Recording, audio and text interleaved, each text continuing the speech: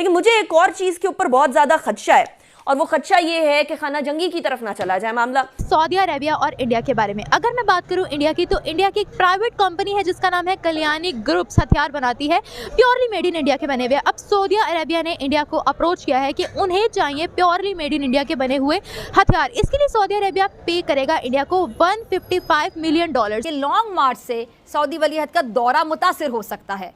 इमरान खान चाहते हैं कि मुल्क डूब जाए। अगर अवाम आमने सामने आ गई, हाथ से मामला निकल गया, तो फिर क्या करेंगे? वजारत पेट्रोलियम हुक्काम ने पेट्रोलियम कमेटी को साफ साफ बता दिया, कहा प्लेयर बता दें गैस इस बार किसी को नहीं मिलनी। ना सिर्फ सऊदी अरेबिया बल्कि यूएई ने भी इंडिया के हथियार लेना शुरू कर दिए थे। अमेरिका के साथ भी डील हो चुकी है इंडिया की। मोटरवे के ऊपर लंबी कतारें बनी हुई हैं, लोग शहर अपने शहर को या जिस जगह पर जाना चाह रहे हैं वहां पहुंच नहीं पा रहे हैं। मेरा ख्याल है आपके मौजूदा हुक्मरानों में घबराहट की लहर तेजी से जारी है।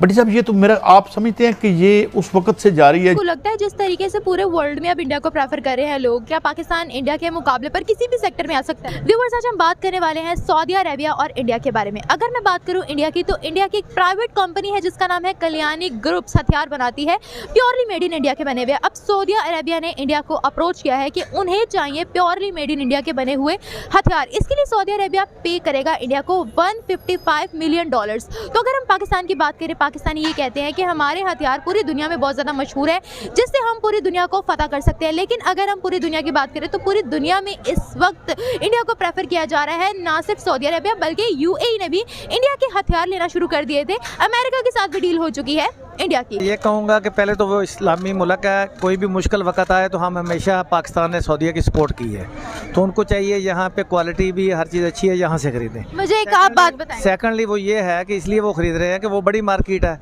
और लोग प्रेफर करते हैं उनके साथ काम करने के लिए, लेकिन मेरी राय में इस्लामी मुल्कों को थोड़ा ख्याल करना। अच्छा, आप मुझे ये बताएं, जहाँ से इस्लामी मुल्कों को भी फ़ायदा होगा वो वहीं पे जाएंगे। आपने बोला कि हमने सऊदीया की मदद की है। अगर हम बात करें हमारी गल्फ कंट्रीज़ की, इस्लामिक कंट्रीज़ की, तो क्या लगता है जब भी वो क्राइसिस में होती हैं पाकिस्तान ने कितनी को हेल्प की है? आप मुझे खुद बताएं। पाकिस्तान तो मैक्सिमम, बल्कि हेल्प ही पाकिस्तान करता है। पाकिस्तान तो खुद हेल्प नहीं मांगता।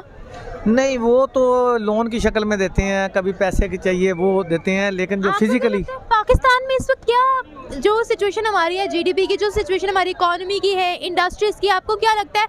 अब आप मुझे ऑनेस्टली बताएं कि हम लोग मदद कर सकते हैं उन कंट्रीज की? और इसका सबसे ज्यादा खौफ विफाकी वजीर दाखिला राना सनाउल्लाह को है, जिन्हें उनके इत्तेहादी और सपोर्टर्स आजकल हकीम राना सनाउल्लाह के खिताब से नवाज रहे हैं और शायद ये समझते हैं कि जी उनके पास हकीकी आज़ादी, लॉन्ग मार्च से छुटकारे का इलाज मौजूद है हकीम साहब के पास। और हुकूमती इत्तेहादियों के इन्हीं हकीम राना सनाउल्लाह ने कहा है कि चंद लोग सड़कें बंद कर रहे हैं। जिस तरह की सूरत हाल बन रही है, इसमें हुकूमत गवर्नर राज की तरफ जा सकती है।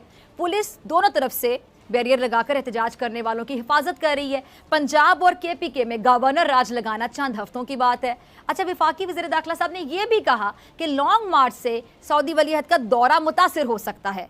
इमरान खान चाहते हैं कि मुल्क डूब जाए। एक इंटरव्यू में उन्होंने कहा कि हुकूमत पंजाब में गवर्नर राज लगा सकती है और सदर का गवर्नर राज लगाने में कोई किरदार नहीं है। सदर को वज़ीर आज़म की सिफारिश पर अमल करना होगा। अगर गवर्नर राज लगाने के लिए सदर नहीं राज तो कायम मुकाम सदर भी आ जाएगा। कैपिटल इस्लामाबाद की तरफ आने वाले रास्तों को बंद किया गया पाकिस्तान तहरीक इंसाफ की जानिब से, और रावलपिंडी और इस्लामाबाद के बीच में आमदोरफ्त तो बेहद मुश्किल हो चुकी है। ये जुड़वा शहर है, रावलपिंडी में रहने वाले इस्लामाबाद में काम करते हैं, इस्लामाबाद में रहने वाले रावलपिंडी में काम करते हैं, और इसी तरीके से तकरीबन 8 से 9 लाख गाड़ियां इस्लामाबाद का रुख करती हैं रावलपिंडी के थ्रू रोजाना के बुनियादों के ऊपर। लेकिन उन तमाम गाड़ियों को मुश्किलात का सामना है। इसके बीच में एम्बुलेंसेस भी हैं, बुजुर्ग अफराद भी हैं, खवातीन भी हैं, और बारहा मैं तमाम पाकिस्तान तहरीक इंसाफ के रहनुमाओं से यही बात करती आ रही हूं कि क्या सड़कें रोकना, एक आम शहरी को अजियत देना, क्या ये सही है? क्या किसी भी तरीके से किसी भी महज़ब माशरे के अंदर एहतजाज का ये तरीका होना चाहिए? उस पर एक ही जवाब मिलता है, इंतखाबात की तारीख दे दें तो हम पीछे हट जाएंगे। बहरहाल एक और जो पेशरफ्त हुई है वो भी बड़ी इंपॉर्टेंट है, और वो पेशरफ्त ये है कि जी शहबाज शरीफ साहब ने आना तो पाकिस्तान था वो कल ही, लेकिन चले वो लंदन गए, और 2 दिन, आज दूसरा दिन, इन 2 दिन के अंदर 2 मुलाकातें हुई हैं नवाज शरीफ साहब से। ऐसे में शहबाज शरीफ साहब जब से अप्रैल से लेकर अब तक उनके 6-7 महीने जो पूरे हुए, इसके अंदर 3 दफा तो कम से कम जा चुके हैं शहबाज शरीफ साहब नवाज शरीफ साहब के पास।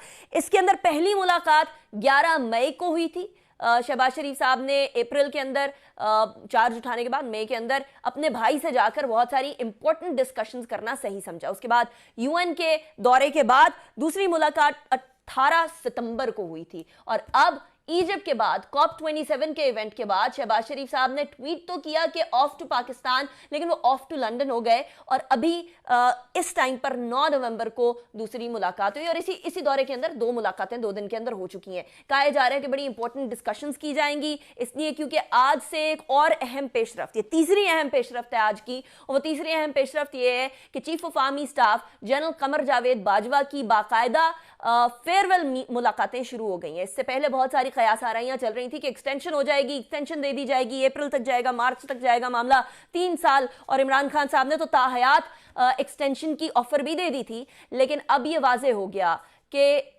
Chief of army staff retirement की तरफ बढ़ रहे हैं, फेयरवेल मुलाकातें हो चुकी हैं शुरू। अब सियासत किस रुख बैठेगी, क्योंकि राना सनाउल्लाह साहब ऑलरेडी कह चुके हैं कि 2 ही एम्स हैं अल्टीमेट पाकिस्तान तहरीक इंसाफ के, और उनके अंदर से एक ये अहम तैनाती है। लेकिन मुझे एक और चीज के ऊपर बहुत ज्यादा खदशा है, और वो खदशा ये है कि खाना जंगी की तरफ ना चला जाए मामला।